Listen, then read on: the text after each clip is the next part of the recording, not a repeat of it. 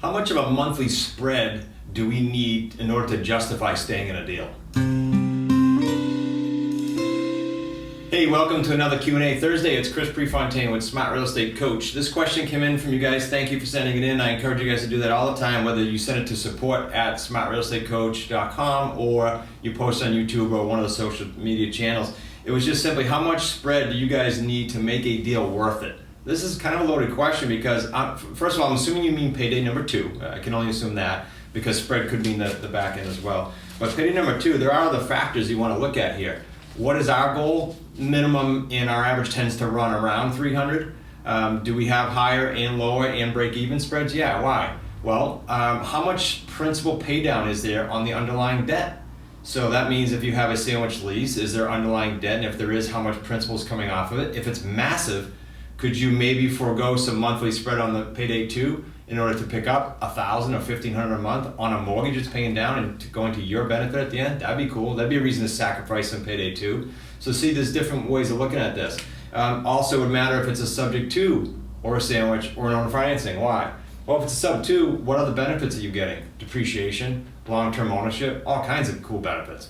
So you got to look at the whole picture. It's a great question, but I would tell you it's a deal by deal. If you have the QLS video program, send in the property information sheet to support@smartrealestatecoach.com. We'll analyze it for you. If you're one of the associates, we're doing the deal with you anyway. And so we'll tear it apart and we'll look at the nuances. We'll look at payday 1, 2s, and 3s and see, are we getting the 45 to 125 grand average in this deal? Or is that crushing it just by having a rotten payday 2? So think about that. I'll give you two extremes for examples, and then you can also tune into the Deal Structure Sundays and get a whole bunch of examples.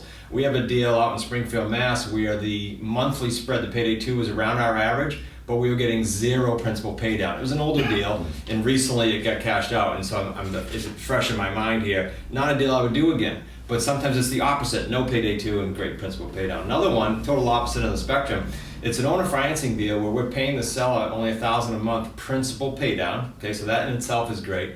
But also the house is being rented and the garage. You'll find this on Deal Structure Sunday, but the point is, I jotted down the numbers. We're actually getting, on a $1,000 payout, we're taking in $2,400. It's a $1,400 payday 2 on top of the $1,000 pay down. So sometimes you get both, is my point, okay? So I hope that helps you with what makes a deal worth it on the spread. The answer is, it depends.